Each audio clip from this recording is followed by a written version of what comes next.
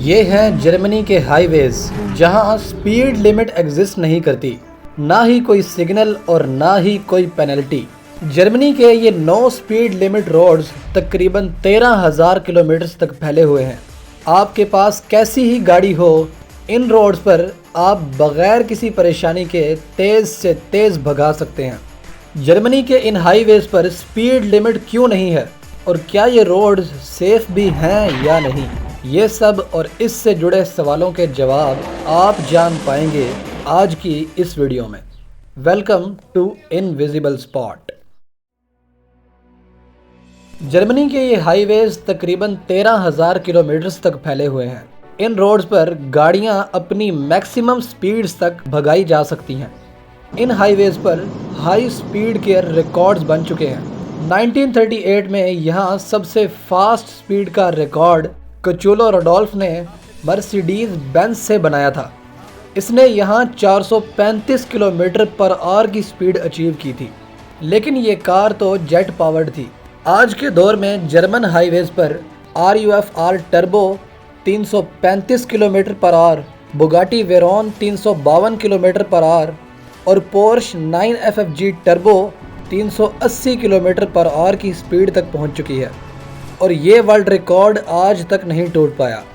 आज भी आपको इन हाईवेज पर अल्ट्रा स्पीड कार्स नज़र आएंगी, फिर चाहे वो बुगाटी हो, फेरारी, पोर्श, मर्सिडीज़ या फिर कोई और। खैर, इन जर्मन हाईवेज के पीछे एक डार्क हिस्ट्री है।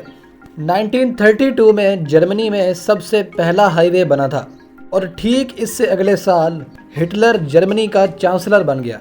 इसने देखा कि वाकई जर्मनी के पास हाई स्पीड रोड बनाने की सलाहियत मौजूद है। जैसे ही वर्ल्ड वॉर 2 शुरू हुई, इन हाईवेज पर भी काम शुरू हो गया और यहाँ रोड्स पर और फैक्ट्रीज में वर्कर्स दिन रात काम करने लगे। खैर, अब ये हाईवे दुनिया के सबसे बड़े हाईवे सिस्टम में से एक है, लेकिन सवाल ये है कि यहाँ स्पीड लिमिट क्यों नहीं है।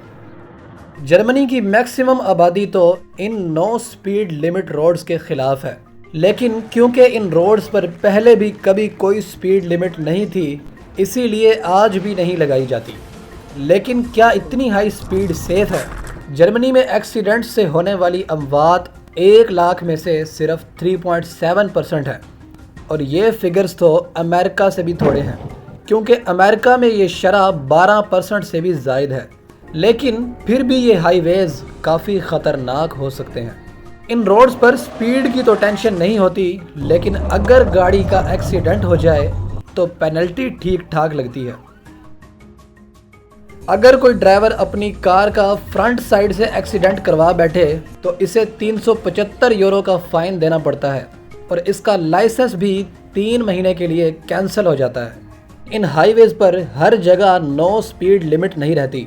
कुछ पैचेस जहां काम चल रहा हो, एक्सीडेंट हुआ हो या फिर अर्बन एरियाज के करीब, ऐसी जगहों पर स्पीड लिमिट 130 की है। अगर जर्मनी के इन हाईवेज पर कोई स्पीड लिमिट नहीं है तो इसका ये मतलब नहीं कि ड्राइवर के ऊपर भी कोई जिम्मेदारी नहीं है। ताज़ा तरीन सर्वे में 60% जर्मन्स ने 9 स्पीड लिमिट के खिलाफ और सिर्फ 38% ने ही हक में वोट दिया था। लेकिन ये बात सिर्फ सेफ्टी की ही नहीं है।